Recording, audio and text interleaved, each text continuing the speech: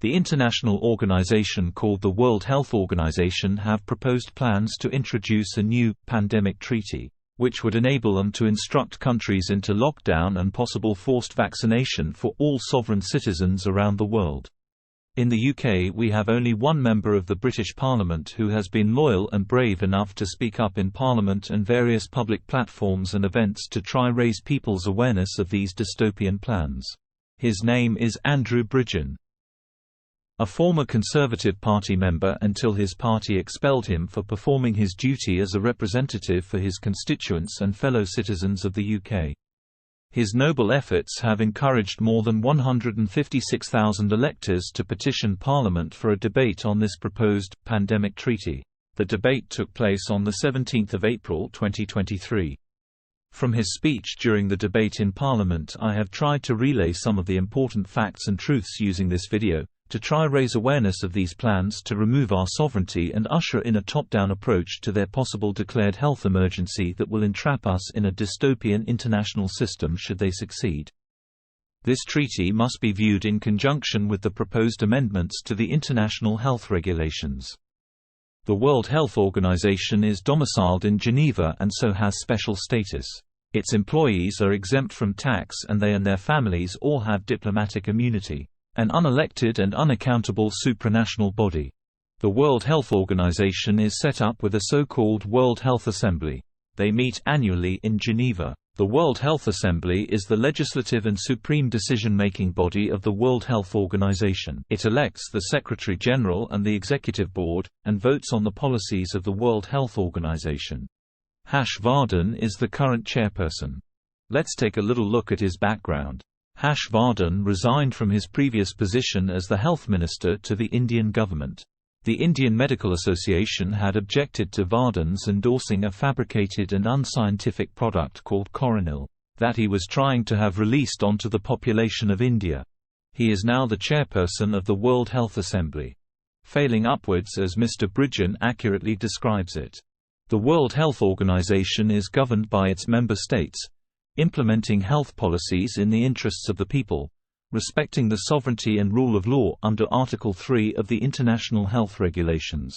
This is what they want to amend to enable them to remove people's rights to self-determination. This was protected under Article 54 of the original Regulations on Human Rights. Who is funding the World Health Organization? It is now funded like many of our regulators here in the UK.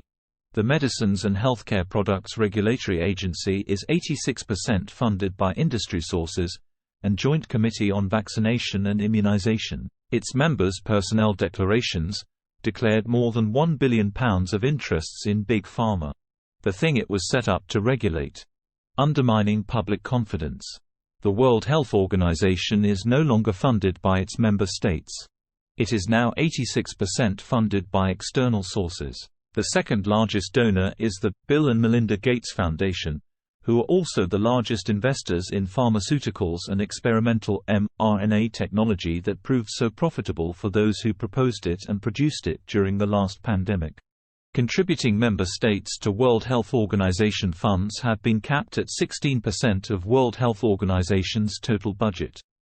When it comes to consulting, the World Health Organization's own internal report said that the various interest groups have more input to World Health Organization policy than the member states. The World Health Organization's own figures show that the member states' participation was 40% of the input, whereas 60% came from non-member states and 276 stakeholders. It is clear that there is a strong external influence on the policy of the World Health Organization. An entity whose amendments to the International Health Regulations and the Pandemic Treaty will come to pass by May 2024 if Parliament does nothing and does not vote. The World Health Organization's intermediate study says that the World Health Organization is an international organization created as a sub-agency of the United Nations, for the objective of obtaining the highest possible level of health for all the people. But, at what cost? It is now majority funded by non-member states and is heavily influenced by profit-driven incentives. Science is never settled, it is always open for modification and for new things to be discovered and refined. The World Health Organization took on a position that has the ability to say what is disinformation. This will be enacted in law and binding in those two new instruments. The World Health Organization is saying that it will be the arbiter of what the science is. That is a huge grab of power which leaves all our fates in the hands of unelected and unaccountable profit and power-driven organizations. The two instruments, the Pandemic Treaty and the amendments to the International Health Regulations, are progressing in parallel, something that prompted Mr. Brigend enough to say that he was worried whether his colleagues in Parliament have actually read the treaty, because clearly when you take out the words, "not binding," through an amendment it becomes binding. These are binding treaties. If we do nothing, they will become binding legally across all nations. If they bring in their proposed idea called One Health, it will extend the ability of the World Health Organization's Director General to call a public health emergency of international concern. It does not even have to be a pathogen affecting humans. It can affect animals. It can be because of the environment or an increase in the levels of carbon dioxide. One man, Mr. Tedros, can call for massive powers for the World Health Organization. When he takes these powers, he will decide when the pandemic or emergency is over, and also when he will relinquish the powers back to member countries where elected representatives are supposed to be representing the interests of their constituents. The two proposed instruments seek to remove powers from every parliament around the world. They need to be considered very carefully. Many experts are now saying that the two proposal instruments would fundamentally reset the relationship between citizens and sovereign states around the world. A one-world government.